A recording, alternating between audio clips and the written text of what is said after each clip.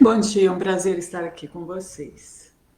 Que quer esse projeto de lei aí que o pessoal não está concordando, Sueli?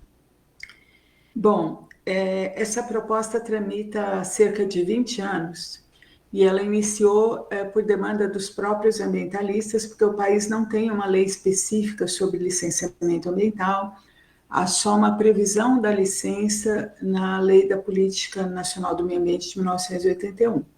Esse processo foi caminhando e, ao longo do tempo, foi se transformando não numa lei para disciplinar o licenciamento, para estabelecer bases para a licença no país inteiro mais uniformes, mas se transformou numa lei da não licença ou do autolicenciamento. A maior preocupação do texto, que foi aprovado na Câmara dos Deputados em 2021 e agora vai ser confirmado quase na íntegra pelo Senado, pelas expectativas, a maior preocupação é uma lista grande de isenções, mas principalmente uma ferramenta que chama licença por adesão e compromisso, que transforma o licenciamento num apertar de botão. É muito perigoso, é um retrocesso gigante, porque na maior parte dos casos não haveria entrega de estudo ambiental, bastaria um relatório sobre o empreendimento e automaticamente o sistema geraria a licença. Inclusive, a análise da descrição dos empreendimentos seria feita pelo texto do Senado, só por amostragem. Então, querem assumir o licenciamento como uma burocracia, e esse sistema do apertou o botão gera licença vai pegar 90% dos processos de licenciamento no país, e o licenciamento, ele tem problemas, ele poderia ser mais ágil, mas o que eles estão optando é pela destruição do licenciamento. E o licenciamento é a principal ferramenta no país para a prevenção de impactos ambientais.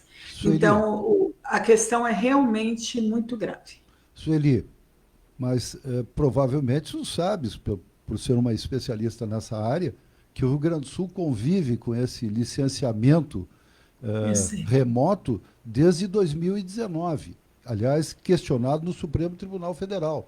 O Rio Grande do Sul, que é um estado exemplo dos impactos ambientais, que ou sofre secas severas ou inundações históricas, catastróficas, aqui, desde 2019, a pretexto de desburocratizar, nós vivemos uma situação de alto licenciamento ambiental. Nós podemos falar de cadeira da consequência de uma lei como essa.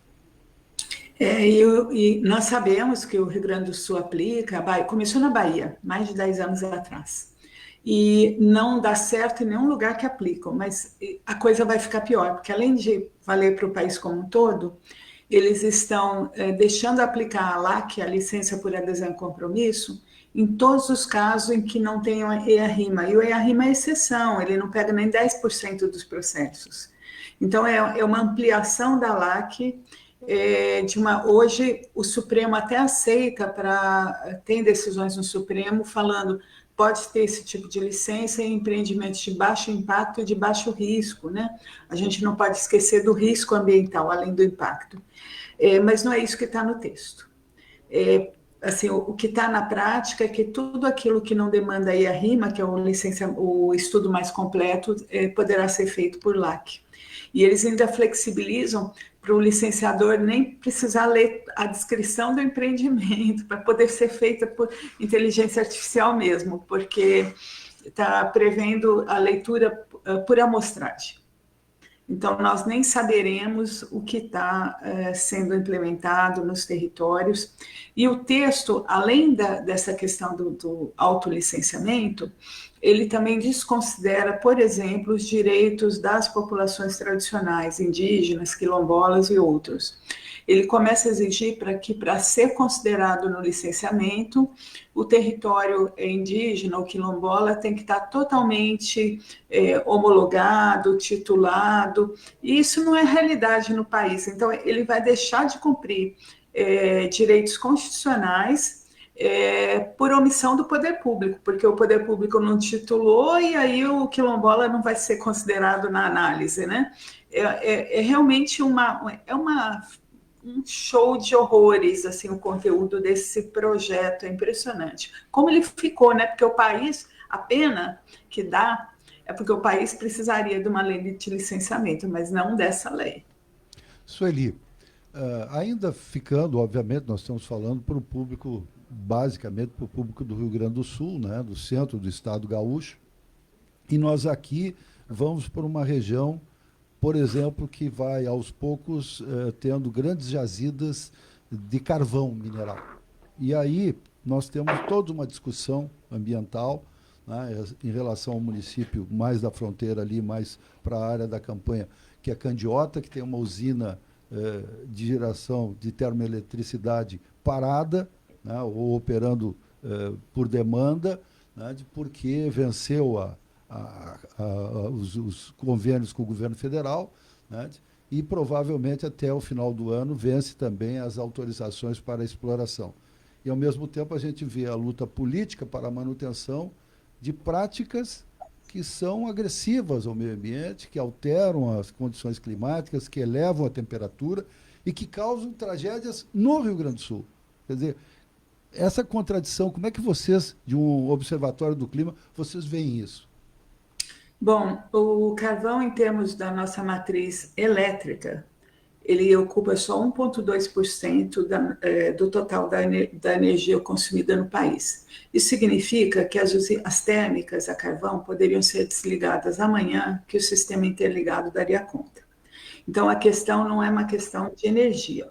O debate todo ele surge pela repercussão nas populações, nos territórios, né? Eu, pessoalmente, acho que seria melhor para o país fechar tudo e, se for necessário, pagar para as pessoas ficarem em casa sem trabalhar ou arrumar. Já foi feito conta nesse sentido e é mais barato, porque nós subsidiamos no final de tudo isso, tanto em Santa Catarina, no Rio Grande do Sul. É mais fácil, você tem que trabalhar num sistema de reestruturação econômica no território. O governo tem obrigações nesse sentido, tanto o governo federal quanto o estadual, deveria já estar fazendo isso há muito tempo. O carvão brasileiro é um carvão com pouco poder calorífero, é um carvão poluente. Eu até vou fazer um comentário. Quando eu fui presidente do IBAMA, eu fui presidente do IBAMA entre 2016 e 2018. Fui eu que fechei as fases 1 e 2 de Candiota. Então, eu conheço bem os dados sobre a região. O empreendedor ele não se comprometia com nada, com nenhum tipo de filtro, falava que colocar os filtros que o IBAMA demandava iria inviabilizar o empreendimento, aí nós suspendemos o funcionamento. Na época ficou só a fase 3, que agora está sendo tendo possibilidade de fechar também. O Brasil vai precisar de carvão para algumas atividades industriais por mais anos, mas o Observatório do Clima defende o fechamento de qualquer térmica a carvão no Brasil até 2027. Nós temos um estudo mostrando que, do ponto de vista de energia, isso pode ocorrer sem problema. Nós estamos conversando com Sueli Araújo, coordenadora de políticas públicas do Observatório do Clima. Nós tivemos no Rio Grande do Sul, Sueli, aquela tragédia que se materializou de forma mais intensa no mês de maio. Então, nós estamos vendo noticiários aí em mídia nacional, nós falamos muito aqui no Rio Grande do Sul do que nós vivemos. Cachoeira do Sul fica às margens de um rio importante, né, que só existe dentro do território gaúcho, que é o Rio Jacuí, que alagou e que contribuiu, é o principal tributário do Lago Guaíba, em Porto Alegre, que foi um dos principais rios, portanto, que contribuiu para aquela cheia histórica na capital dos gaúchos. E, terminado aquele período, nós entramos de novo, depois de 3 anos, entramos num período de seca. Ou seja, nós estamos novamente com deficiência hídrica e a gente pergunta, mas o que é isso? Aí aparece lá um Laninha, um El Ninho no Pacífico, explicando tudo isso. Mas a questão, parece, é que nós não entendemos que nós alteramos o clima e que nós temos que fazer, cada um de nós, a nossa parte em relação a isso. Estou enganado?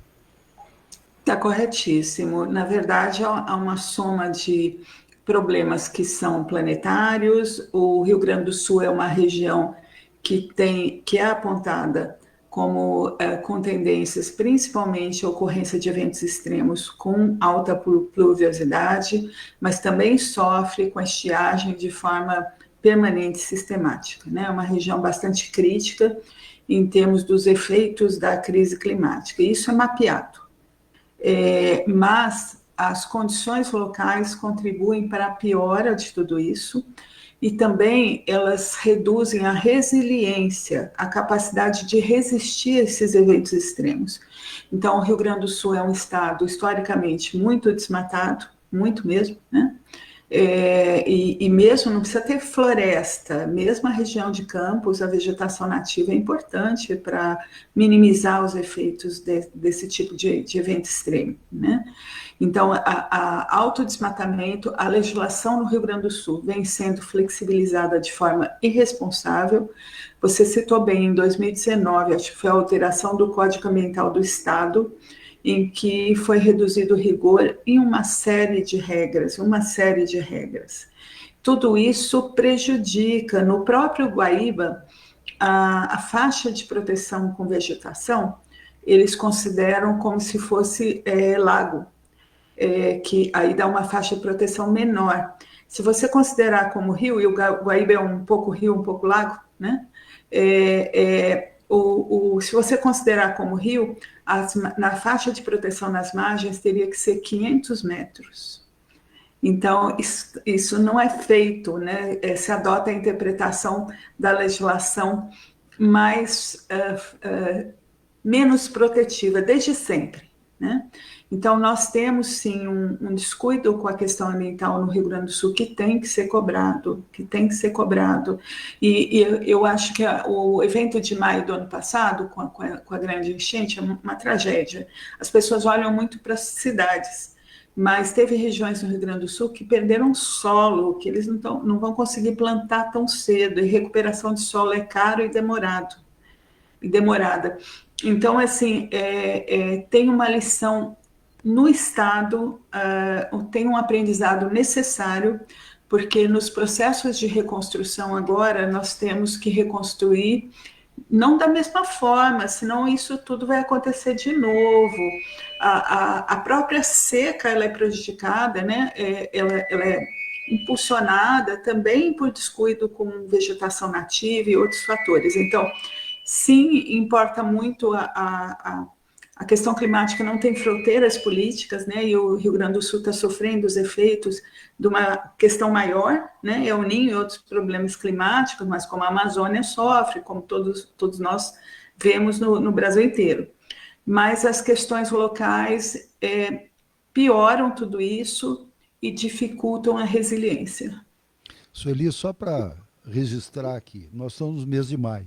Então, no início, a previsão meteorológica falava que nós teríamos, né, especialmente na nossa região central aqui, que é grande produtora de soja, de arroz, nós somos a capital nacional do arroz, dizem aí, né? E, aliás, a safra foi excelente de arroz esse ano, né? Com todas as condições, né? Muita luz e tendo água, o arroz produz muito. E nós, então, entramos em maio sem chuva, e já vínhamos de uma seca, tá?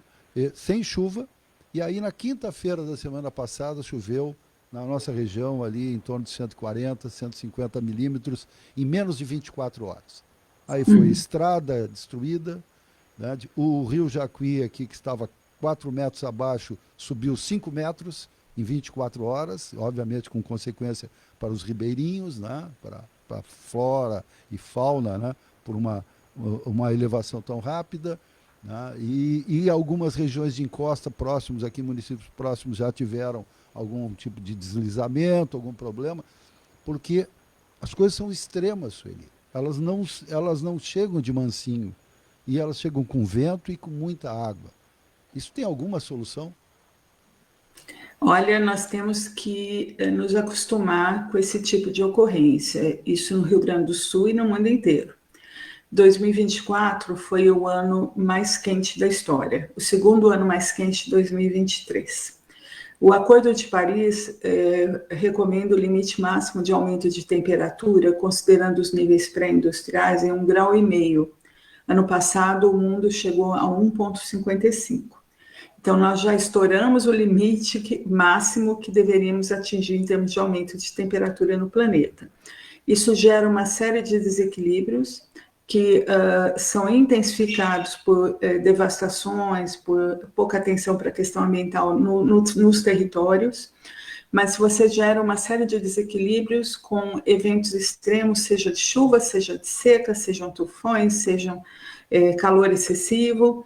Isso ocorre cada vez com mais frequência e mais intensidade. O mundo mudou, né? E as pessoas têm que olhar para um mundo em crise climática. Na verdade, a situação hoje, passando de 1,5 graus, é de emergência climática. Só que os políticos e as políticas públicas, não só no Brasil, não dão a atenção devida para isso. Se continua sem esforços para reduzir os combustíveis fósseis, olha aí o debate do carvão. O Brasil não pode apostar no carvão, ele nem tem vocação para isso, mas o carvão é péssimo em termos de emissões. Entre as fontes fósseis, é a pior delas, né?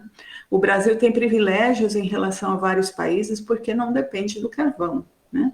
A maior emissora de gás do mundo, a China, depende muito, os Estados Unidos, que são o segundo maior emissor, depende muito, Índia, Rússia, todos dependem, os maiores emissores. O Brasil está em sexto, a gente acha que o Brasil é bonzinho no quadro de emissões de gás de efeito estufa, mas o Brasil é o sexto maior emissor do mundo, principalmente pelo desmatamento, pelo dióxido de carbono emitido pelo desmatamento. Então, não estamos bem nessa fita. E temos que cuidar com muita atenção do desmatamento, que é a nossa principal fonte de emissões. A segunda é a agropecuária. O desmatamento gera 46% das emissões brasileiras, 28% é a agropecuária, principalmente metano do boi, gado, né?